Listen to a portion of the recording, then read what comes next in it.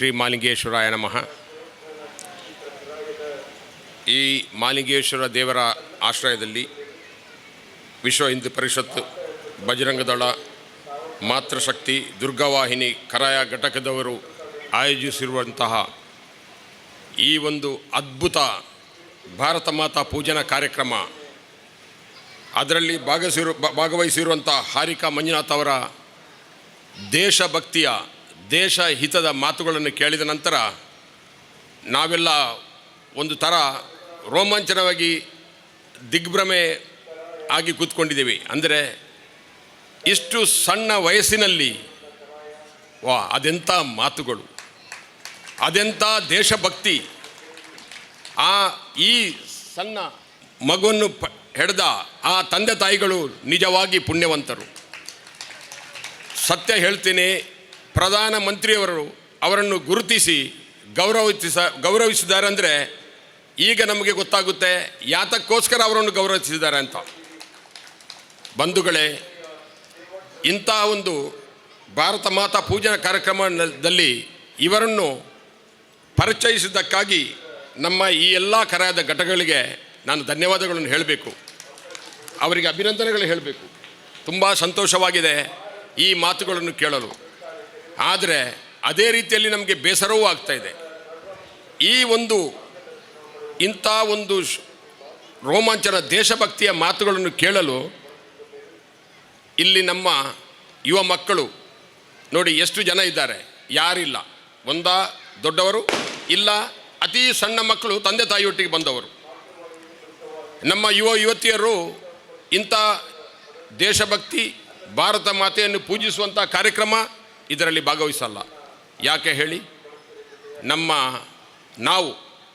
ನಾವುಗಳು ನಮ್ಮ ಮಕ್ಕಳಿಗೆ ಕೊಟ್ಟ ಸಂಸ್ಕೃತಿ ಏನಾಗಿದೆ? ನಮ್ಮದು ಸಂಸ್ಕೃತಿ ಅಂದರೆ ನಾವೆಂತ ತಿಳ್ಕೊಂಡಿದ್ದೇವೆ ಅಂದರೆ, ನನ್ನನ್ನು ಸೇರಿ ನಾನು ಹೇಳ್ತಾ ಇದ್ದೀನಿ, ನನಗೆರಡು ಮಕ್ಕಳು. ನಮ್ಮ ಮಕ್ಕಳು ಒಳ್ಳೆಯ ಶಾಲೆಯಲ್ಲಿ ಕಲಿಯಬೇಕು ಅಂತ. ಅದು ಯಾವುದೇ ಶಾಲೆ ಆಗಲಿ, ಅದರಲ್ಲಿ ಎಲ್ಲಿ ಮಾರ್ಕ್ಸ್ ಜಾಸ್ತಿ ಬರುತ್ತೆ ಆ ಶಾಲೆ ಭಾರಿ ಉತ್ತಮ ಶಾಲೆ ಅಂತ ನಮ್ಮ ಒಂದು ಅಭಿಪ್ರಾಯ. ಅದಕ್ಕೆ ಕಳಿಸ್ತೇವೆ. ನಾನು ಹಂಗೆ ನನ್ನ ಮಗಳನ್ನು ಒಳ್ಳೆ ಸ್ಕೂಲ್ಗಳಿಗೆ ಕಳಿಸಿದೆ, ಒಳ್ಳೆ ಇಂಜಿನಿಯರಿಂಗ್ ಕಾಲೇಜಿಗೆ ಕಳಿಸಿದೆ, ಒಳ್ಳೆ MBA ಕಾಲೇಜುಗಳಿಗೆ ಕಳಿಸಿದೆ. ಎಲ್ಲ ಕಡೆ ಒಳ್ಳೆ ಮಾರ್ಕ್ಸ್ಗಳು ತೆಗೆದರು. ಮತ್ತು ನಮಗೇನೆಂದರೆ ಅವರನ್ನು ಫಾರಿನ್ನಲ್ಲಿ ಮಾಸ್ಟರ್ ಡಿಗ್ರಿ ಮಾಡಿಸಿದರೆ ಅದೊಂದು ಭಾರಿ ದೊಡ್ಡ ಹೆಮ್ಮೆಯ ವಿಷಯ. ನನ್ನ ಮಗ ಕೂಡ ಅದೇ ಹೇಳಿದ, ಅಪ್ಪ ನಾನು ಫಾರಿನ್ಗೆ ಹೋದರೆ ಮಾಸ್ಟರ್ ಡಿಗ್ರಿ ಪಡೆದರೆ ಮಾತ್ರ ನಾನು ಒಳ್ಳೆಯ ಒಂದು ಹುದ್ದೆ ಉದ್ಯೋಗ ಸಿಗುತ್ತೆ, ಒಳ್ಳೆಯ ಹಣ ಸಂಪಾದಿಸ್ಬೋದು ಅಂತ. ನಮಗೇನೆಂದರೆ ಎರಡೇ ಉದ್ದೇಶ, ಒಳ್ಳೆಯ ಡಿಗ್ರಿ, ಫಾರಿನ್ನಲ್ಲಿ ಕಲಿಯೋದು, ಒಳ್ಳೆಯ ಸಂಪಾದನೆ. ಇದು ಮಾತ್ರ ನಮ್ಮ ಉದ್ದೇಶ. ನಮ್ಮ ದೇಶವನ್ನು ಹೆಂಗೆ ರಕ್ಷಿಸಬೇಕು, ನಮ್ಮ ಮಕ್ಕಳಲ್ಲಿ ಏನು ದೇಶಭಕ್ತಿ ಹುಟ್ಟಿಸಬೇಕು, ಅದು ನಮ್ಮ ಹಿಂದೂಗಳಲ್ಲಿ ಇಲ್ಲ. ಇದರ ಪರಿಣಾಮ ನನ್ನ ಮಗ ಕೂಡ ಮಾಸ್ಟರ್ ಡಿಗ್ರಿ ಮಾಡಲಿಕ್ಕೆ ಫಾರಿನ್ ಕಂಟ್ರಿಗೆ ಕಳಿಸಿದೆ ನಾನು. ಆದರೆ ಒಂದೇ ಒಂದು ಸ್ವಲ್ಪ ನನಗೂ ಸ್ವಲ್ಪ ದೇಶಭಕ್ತಿ ಸಣ್ಣದರಿಂದಲೇ ಇದ್ದರಿಂದ ನಾನು ಅವನಿಗೆ ಒಂದೇ ಒಂದು ಎಚ್ಚರಿಕೆಯನ್ನು ಕೊಟ್ಟು ಕಳಿಸಿದೆ. ನನಗೆ ಮಾತು ಕೊಡು, ನೀನು ಮಾಸ್ಟರ್ ಡಿಗ್ರಿ ಮಾಡಿದ ನಂತರ ನಿನಗೆ ಅಲ್ಲಿ ಉದ್ಯೋಗ ಅಂತೂ ಅಲ್ಲಿ ಸಿಗುತ್ತೆ. ಆದರೆ ಉದ್ಯೋಗ ಮಾತ್ರ ನೀನು ಅಲ್ಲಿ ಮಾಡಬಾರ್ದು, ನಮ್ಮ ಭಾರತ ದೇಶಕ್ಕೆ ಮಾತ್ರ ನೀನು ಉದ್ಯೋಗ ಮಾಡಿ ನೀನು ಭಾರತ ದೇಶಕ್ಕೆ ನಿನ್ನ ಸೇವೆಯನ್ನು ಮಾಡ್ತೀಯಾದರೆ ನನಗೆ ಮಾತು ಕೊಡು, ಹಾಗಾದರೆ ಮಾತ್ರ ನಿನಗೆ ಅಲ್ಲಿ ವಿದ್ಯಾಭ್ಯಾಸ ಕಳಿಸ್ಲಿಕ್ಕೆ ಅಂತ. ಆಯಿತು ಅಂತ ಒಪ್ಕೊಂಡ. 2 ವರ್ಷ ಮಾಸ್ಟರ್ ಡಿಗ್ರಿಗೆ ಹೋದ, ಅಲ್ಲಿ ಜಾಬ್ ಸಿಕ್ತು. ಅಲ್ಲೇ 2 ಮನಸ್ಸು ಮಾಡಿ, ಅಪ್ಪ ನನಗೆ ಒಳ್ಳೆ ಜಾಬ್ ಸಿಕ್ಕಿದೆ, ಅಲ್ಲಿ ಇಂಡಿಯಾಕ್ಕೆ ಬಂದರೆ ಅಲ್ಲಿ ಅಷ್ಟು ಒಳ್ಳೆ ಉದ್ಯೋಗ ಸಿಗಲಿಕ್ಕಿಲ್ಲ, ನಾನು ಇಲ್ಲೇ ಇರಲ್ಲ ಅಂತ ಹೇಳಿದೆ. ನಿನ್ನ ಮಾತನ್ನ ನೆನಪಿಸ್ಕೊಂಡು ಹಿಂದೆ ತಿರುಗಿ ಬಾ ಅಂತ ಹೇಳಿದೆ. ನನ್ನ ಒಂದು ಎಂತ ಹೇಳ್ತಾರೆ ಲಕ್ ಅಂತ ಹೇಳ್ಬೋದು, ಮಾತು ಒಪ್ಪಿಕೊಂಡು ಹಿಂದೆ ಬಂದ. ಇಲ್ಲಿ ಬ್ಯಾಂಗ್ಳೂರಲ್ಲಿ ಈಗ ಅವನ ಉದ್ಯೋಗವನ್ನು ಮಾಡ್ತಾ ಇದ್ದಾನೆ. ಪುನಃ ನನಗೆ ಎಚ್ಚರಿಸ್ತಾ ಇರ್ತಾನೆ, ಅಪ್ಪ ಫಾರಿನ್ ಕಂಟ್ರಿಯಲ್ಲಿ ನನ್ನೊಟ್ಟಿಗೆ ಕ್ಲಾಸ್ಮೇಟ್ಸ್ಗಳೆಲ್ಲ ಅವರೆಲ್ಲ ಒಳ್ಳೆಯ ಸಂಬಳ ತಗೊಳ್ತಾ ಇದ್ದಾರೆ, ನಂದು ಇಂಡಿಯಾದಲ್ಲಿರೋದ್ರಿಂದ ಸಂಬಳ ಇನ್ನೂ ಕಡಿಮೆನೇ ಇದೆ ಅಂತ. ನಾನು ಹೇಳಿದೆ, ಹಣ ಮಾತ್ರ ಸಂಪಾದನೆ ಮಾಡೋದು ಮುಖ್ಯವಲ್ಲ, ನಮ್ಮ ದೇಶದಲ್ಲಿರುವ ಆ ಒಂದು ಶಾಂತಿ, ಆ ವಾತಾವರಣ ನಿನಗೆ ಯಾವ ಫಾರಿನ್ ಕಂಟ್ರಿಗಳಲ್ಲಿ ಈಗ ಸಿಕ್ಕಲ್ಲ. ನೋಡಿದೆಯಲ್ಲ ನೀನು ಏನಾಗ್ತಾ ಇದೆ, ನಮ್ಮ ಬೇರೆ ದೇಶಗಳಲ್ಲಿ ಏನಾಗ್ತಾ ಇದೆ, ಅದನ್ನು ಮೊದಲು ತಿಳ್ಕೊ ಅಂತ. ಬಂಧುಗಳೇ, ನಮ್ಮ ಮಕ್ಕಳನ್ನು ನಮ್ಮ ದೇಶದಲ್ಲಿ ಕಲಿಸಿದರೆ, ವಿದ್ಯಾಭ್ಯಾಸ ಮಾಡಿಸಿದರೆ ಅದರಷ್ಟು ಉತ್ತಮ ಇನ್ನೂ ಯಾವುದೂ ಇಲ್ಲ. ಇದು ಮಾತ್ರ ನೆನಪಿಸ್ಕೊಳ್ಳಿ. ಈಗಲೇ ನಾನು ಹೇಳ್ತಾ ಇದ್ದೀನಿ, ಒಂದು ಉದಾಹರಣೆ ನಾನು ಹೇಳ್ತೀನಿ. ನಮ್ಮೊಬ್ಬರು ಕ್ಲೋಸ್ ಫ್ರೆಂಡ್ ಇದ್ದರು, ನನ್ನ ಭಾರಿ ಗೆಳೆಯರವರು, ಆತ್ಮೀಯರು. ನಮ್ಮ ಕಂಪನಿಯ ಅಕೌಂಟ್ಸನ್ನು ಅವರು ಚಾರ್ಟರ್ಡ್ ಅಕೌಂಟೆಂಟ್ ಪ್ರೊಫೆಷನಲ್ಲಿ ಚಾರ್ಟರ್ಡ್ ಅಕೌಂಟೆಂಟ್ ಆಗಿದ್ದರು. ಅವ್ರಿಗೆ 2 ಮಕ್ಕಳು, ಗಂಡು ಮಕ್ಕಳು ಇದ್ದರು. ಆ ಸಮಯದಲ್ಲಿ ನಮಗೆ ಫಾರಿನ್ ಕಂಟ್ರಿಗೆ ಕೆಲಸಕ್ಕೆ ಕಳಿಸೋದಂದರೆ ಅದು ದೊಡ್ಡ ಹೆಮ್ಮೆ. ಡಿಗ್ರಿ ಮಾಡಿಸೋದು, ಫಾರಿನ್ ಕಂಟ್ರಿಲಿ ಕಳಿಸೋದು.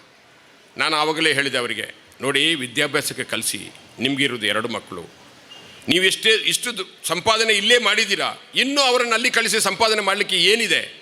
ನಮಗೆ ನಮ್ಮ ದೇಶದಲ್ಲಿ ಸ್ವಲ್ಪ ಹಣ ಇದ್ದರೆ ನಾವು ಭಾರಿ ಒಳ್ಳೆಯ ಜೀವನ ಮಾಡ್ಬೋದು, ಸುಖ ಶಾಂತಿಯಲ್ಲಿ ಜೀವನ ಮಾಡ್ಬೋದು ಅಂತ ಅವರಿಗೆ ಒಂದು ಸಲ ಅವರ ಕಿವಿ ಮಾತು ಹೇಳಿದ್ದೆ. ಆದರೆ ಇಲ್ಲ, ಆ ಫಾರಿನ್ ಅಲ್ಲಿ ಫಾರಿನ್ ದೇಶದಲ್ಲಿ ಕಲ್ತ್ರೇ, ಅಮೇರಿಕಾದಲ್ಲೆಲ್ಲ ಕಲ್ತ್ರೇ ಅದೊಂದು ನಮಗೆ ಭಾರಿ ಹೆಮ್ಮೆ. ಹಂಗೆ ಕಳಿಸಿಬಿಟ್ರು. ಕಳಿಸಿದ ನಂತರ ಅವರಿಗೆ ವಯಸ್ಸಾಗ್ತಾ ಬಂದಂಗೆ ಅವರ ಪತ್ನಿಯವರಿಗೆ ಕ್ಯಾನ್ಸರ್ ಬಂತು.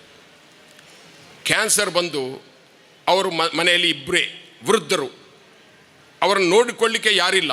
2 ಮಕ್ಕಳು ಅಮೆರಿಕದಲ್ಲಿದ್ದರು. ಆಗ ಕ್ಯಾನ್ಸರ್ ಬಂದು ಹಾಸ್ಪಿಟಲ್ಲಿದ್ದಂತ ಇವರು ಫೋನ್ ಮಾಡಿದರು. ಆವಾಗ ನಿಮ್ಮ ವಾಟ್ಸಪ್ ಯಾವುದೂ ಇಲ್ಲ, ಮೊಬೈಲ್ ಇಲ್ಲ.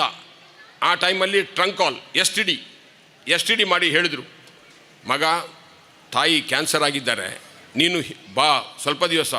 Dad, I don't have time, I am busy with my conferences and meetings, please you take care of her ಅಂತ ಹೇಳ್ದ.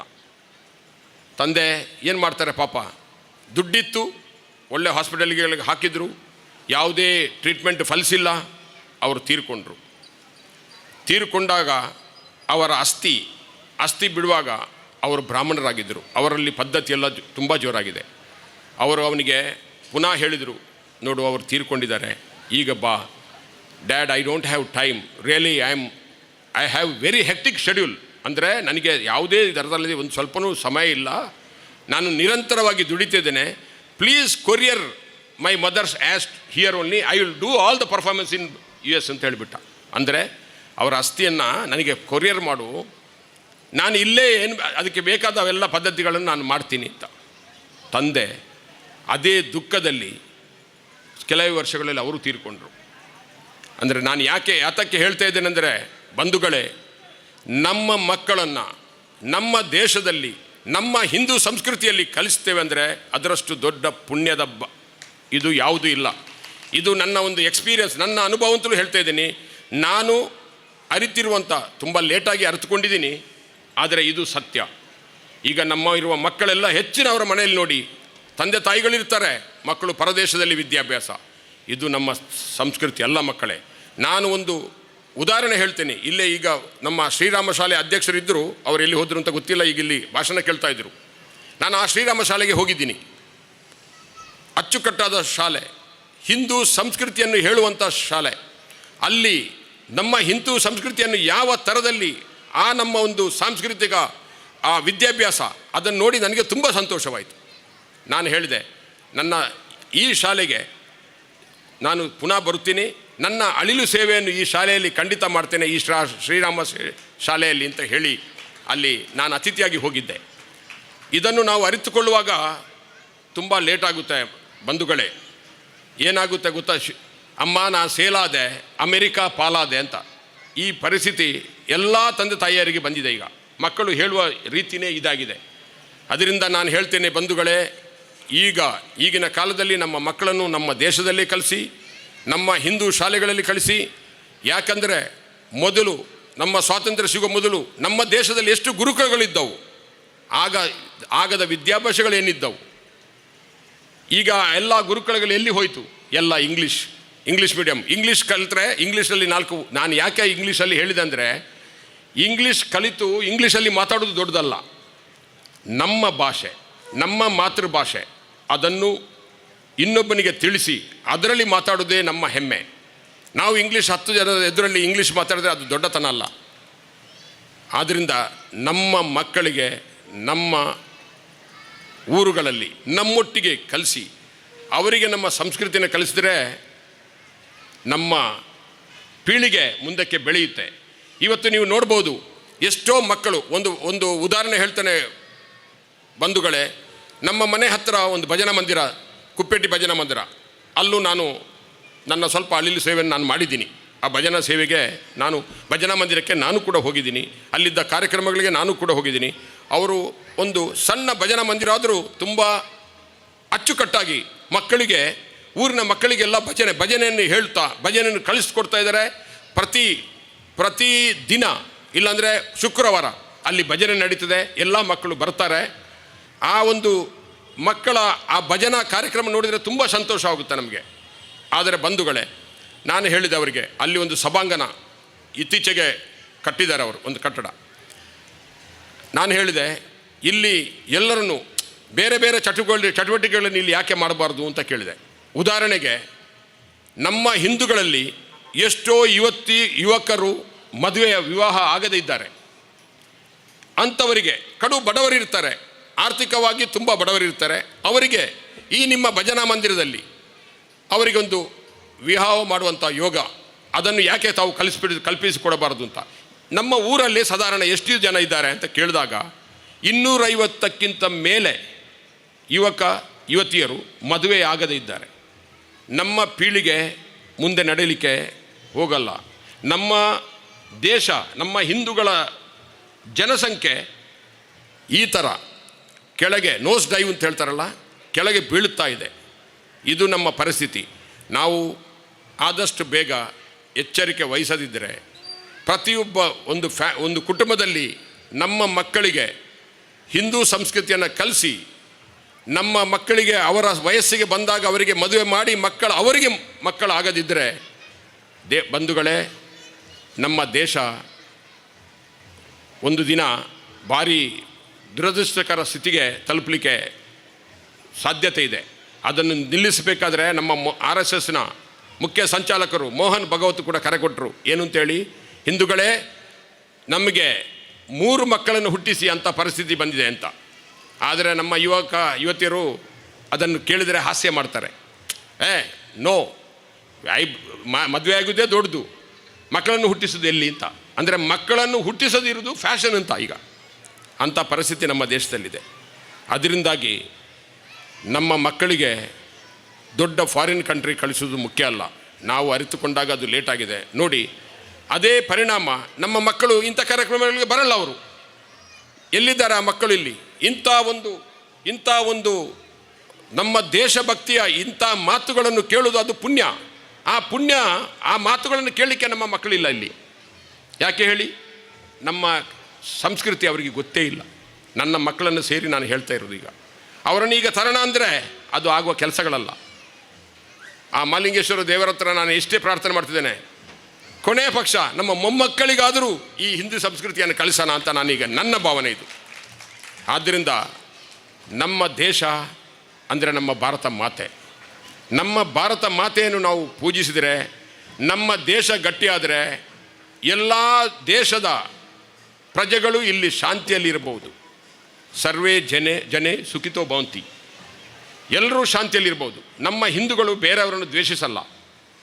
ನಾವು ಆದರೆ ನಮ್ಮನ್ನು ಬೇರೆಯವರು ಖಂಡಿತ ದ್ವೇಷಿಸ್ತಾರೆ. ಆದರೆ ನಮ್ಮ ಒಂದು ಹೃದಯ ತುಂಬ ವಿಶಾಲವಾದ್ದು. ಹಾಗೆಂತ ಹೇಳಿ ನಮ್ಮ ಮಕ್ಕಳಿಗೆ ನಮ್ಮ ಧರ್ಮದ, ನಮ್ಮ ದೇಶದ ಬಗ್ಗೆ ಜಾಗೃತಿ ಮೂಡಿಸಿಲ್ಲ ಅಂದರೆ ಭಾರಿ ದುಃಖಕರ ವಿಷಯವಾಗುತ್ತೆ.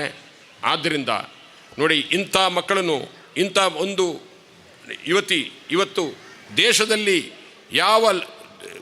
ಯಾವ ಎತ್ತರಕ್ಕೆ ಬೆಳೆದು ಯಾವ ರೀತಿಯಲ್ಲಿ ನಮಗೆಲ್ಲ ಸಂದೇಶ ಕೊಡ್ತಾ ಇದ್ದಾರೆ, ಅದನ್ನು ಕೇಳಲಿಕ್ಕೆ ನಮ್ಮ ಸಣ್ಣ ಮಕ್ಕಳಿಲ್ಲ, ಯುವತಿಯರು ಇಲ್ಲ. ಅದೇ ಒಂದು ಹಾಲಿವುಡ್ ಪದ್ಯ ಹಾಕಿ ಇಲ್ಲಿ ಫುಲ್ಲಾಗಿರುತ್ತೆ. ಅಂದರೆ ನಮ್ಮ ಸಂಸ್ಕೃತಿ ಅಷ್ಟು ಹದಗೆಟ್ಟು ಹೋಗಿದೆ. ಅದು ನೋಡಬಾರ್ದು ಅಂತ ನಾನು ಹೇಳೋದಲ್ಲ. ಆದರೆ ಅದರೊಟ್ಟಿಗೆ ನಮ್ಮ ದೇಶದ ಸಂಸ್ಕೃತಿ ಕೂಡ, ನಮ್ಮ ಹಿಂದೂಗಳ ಸಂಸ್ಕೃತಿ ಕೂಡ ಇದಾಗಬೇಕು. ಅದಕ್ಕೆ ನಮ್ಮ ದೇಶದಲ್ಲಿ RSSನಂಥ ವಿಶ್ವದ ಅತಿ ದೊಡ್ಡ ಬಲಪಂಥೀಯ ಹಿಂದೂ ಸಂಘಟನೆಯಾಗಿ ಹೊರಬಂದಿದೆ. ಅವರ ತ್ಯಾಗ ಈ ದೇಶಕ್ಕೆ ಹೆಚ್ಚಿನ ಜನಗಳಿಗೆ ಅರ್ಥ ಆಗಲ್ಲ. RSS ಅಂದರೆ ಕೋಮುವಾದಿ ಅಂತ ಅವರನ್ನೇ ರೂಪಿಸ್ತಾರೆ. ಅದಲ್ಲ. RSS ಯಾವತ್ತೂ ಇನ್ನೊಬ್ಬನು ದ್ವೇಷ ಮಾಡು ಅಂತ ಹೇಳಲ್ಲ. RSS ಯಾವಾಗಲೂ ನಮ್ಮ ದೇಶದ ಪ್ರಜೆಗಳು ಜಾತಿ ಭೇದವಿಲ್ಲದೆ ಕಷ್ಟದಲ್ಲಿ ಬಿದ್ದಾಗ ಫಸ್ಟ್ ಬರೋದೇ RSS. ಎಲ್ಲಿ ಬೇಕಾದರೆ ನೋಡಿ, ಕೇರಳದಲ್ಲಿ ಪ್ರಳಯ ಆಯಿತು, ಸಾವಿರಾರು ಜನರು ನೀರಿನಲ್ಲಿ ಕೊಚ್ಚಿ ಹೋದರು. ಆಗ ಯಾರು ಜಾತಿ, ಯಾವ ಇದು ಯಾರೂ ನೋಡಿಲ್ಲ. RSS ನೋಡಿಲ್ಲ. ಫಸ್ಟ್ ಬಂದಿದ್ದು ಅವರೇ ರಕ್ಷಣೆಗೆ ಬರುವುದು. ಎಲ್ಲಿ ಬೇಕಾದರೆ ದೇಶದಲ್ಲಿ ಪ್ರಳಯ ಆಗಲಿ, ಭೂಕಂಪ ಆಗಲಿ, ಅಲ್ಲಿ ತಲುಪುವುದೇ RSSನ ಬಂಧುಗಳೇ. ಯಾವತ್ತಿಗೂ ನೀವು RSS ಅಂದರೆ ಒಂದು ಬೇಡದ ಸಂಘಟನೆ ಅಂತ ನಡಿಬೇಡಿ.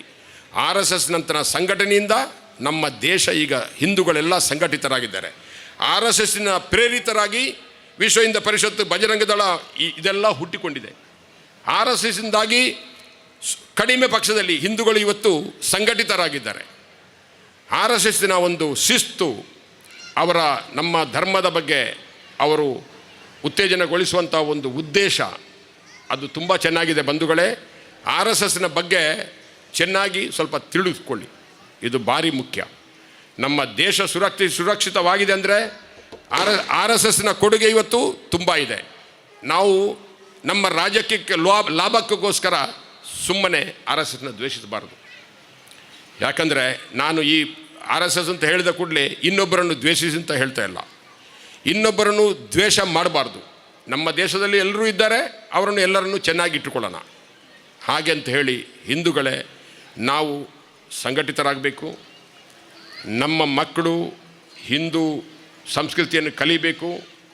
ನಮ್ಮ ಮಕ್ಕಳು ಭಗವದ್ಗೀತೆ, ರಾಮಾಯಣದಂಥ ವಿದ್ಯಾಭ್ಯಾಸನೋ ಅದನ್ನು ಕಲಿಬೇಕು. ಇದು ಎಲ್ರಿಗೂ ಈ ವಿಷಯದಲ್ಲಿ ಎಲ್ಲರೂ ಸಂಘಟಿತರಾಗಬೇಕು. ಇದು ನನ್ನ ಆಸೆ. ಇವತ್ತು ಈ ಭಾರತ ಮಾತಾ ಪೂಜನ ಕಾರ್ಯಕ್ರಮ ಭಾರಿ ಚೆನ್ನಾಗಿದೆ. ಒಳ್ಳೆ ಕಾರ್ಯಕ್ರಮವನ್ನು ಈ ನಮ್ಮ ಹಿಂದೂ ಪರಿಷತ್ತು, ಬಜರಂಗ ದಳ, ಮಾತೃಶಕ್ತಿ, ದುರ್ಗಾವಾಹಿನಿಯವರು ನಡೆಸಿದ್ದಾರೆ. ಅವರಿಗೆಲ್ಲ ತುಂಬ ಧನ್ಯವಾದಗಳು. ಅವರಿಗೆಲ್ಲರಿಗೂ ಆ ಮಹಾಲಿಂಗೇಶ್ವರ ದೇವರು ಒಳ್ಳೆಯದು ಮಾಡಲಿ. ಹಾಗೂ ನಮ್ಮ ಈ ಕಾರ್ಯಕ್ರಮಕ್ಕೆ ಬಂದ ಹಾರಿಕಾ ಮಂಜುನಾಥ್ ಅವರಿಗೆ ಆ ಮಹಾಲಿಂಗೇಶ್ವರ ದೇವರು ಆರೋಗ್ಯ, ಭಾಗ್ಯ, ಮನಶಾಂತಿ, ನೆಮ್ಮದಿ ಕೊಡಲಿ. ಅವರು ಇನ್ನೂ ದೇಶದಲ್ಲಿ ಇಂಥ ಸೇವೆಯನ್ನು ಮಾಡ್ತಾ ಹೋಗಲಿ. ಅವರು ಉನ್ನತಿಯ ಶಿಖರಕ್ಕೆ ಏರಲಿ. ಆ ಮಹಾಲಿಂಗೇಶ್ವರ ದೇವರು ಅವರಿಗೆ ಯಾವತ್ತಿಗೂ ಚೆನ್ನಾಗಿಟ್ಟಲಿ ಅಂತ ಹೇಳಿ ನಾನು 2 ಮಾತುಗಳನ್ನು ಮುಗಿಸ್ತಾ ಇದ್ದೇನೆ. ನಿಮ್ಮೂರಿನ ಸುದ್ದಿ ಕಾರ್ಯಕ್ರಮಗಳ ವರದಿಯನ್ನ ನಾವು ಬಿತ್ತರಿಸಲಿದ್ದೇವೆ. ಈ ಕೆಳಗಿನ ನಂಬರನ್ನು ಸಂಪರ್ಕಿಸಿ.